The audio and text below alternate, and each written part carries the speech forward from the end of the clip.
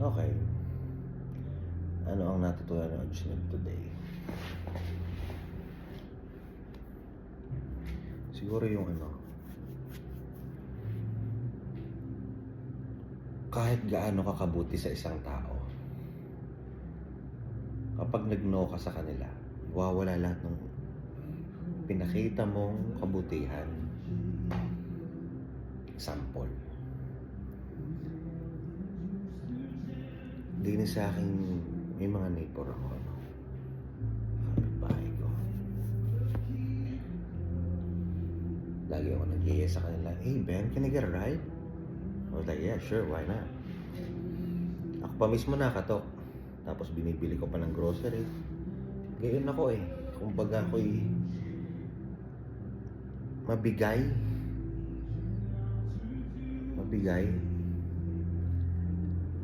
Kahit yung may mga kasama ko, may mga nahingi ng ride na kahit alam kong amoy alcohol.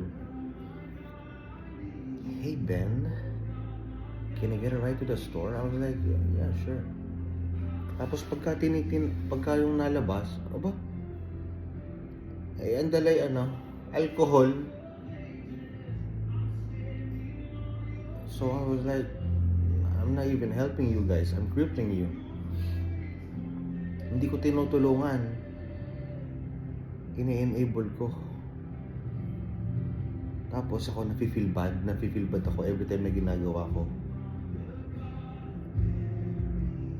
Ako'y sobrang kong people pleaser. Gusto ko lahat napi-please ko lahat. Pero may nabasa rin ako ulit na kapag people pleaser ka, hinahayaan mo yung ibang taong magdikta ng buhay mo, which is not right, not good. So lagi ako nag-no na ngayon, "No, I can give you a ride," ganito, ganyan. Hindi sinasabi sa akin, "I thought we're cool, man." "Yeah, we are, but I can't do that shit no more." Tapos ngayon, ang dami sinasabi sa akin. Noong una'y masakit dahil hindi man ako sanay ng gayon. Siyempre, people pleaser ka. Hanggang eventually nare-realize mo na yung boundaries. Nagiging strong ka as a person. Nagiging strong ka kasi may pine-prepare sa'yo for the future. Natutunan ko na hindi mo lahat mapi-please, hindi lahat a-agree sa'yo. Gumawa ka ng mabuti, hindi lahat a-agree sa'yo. Gumawa ka ng masama, hindi rin a-agree sa'yo lahat. You might as well do your thing, you know?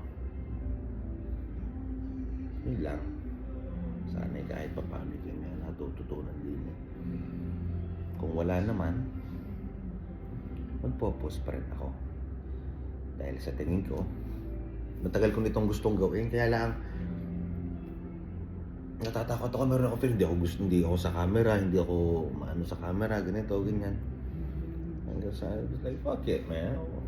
There's nothing wrong doing it. Yun lang. Bye-bye.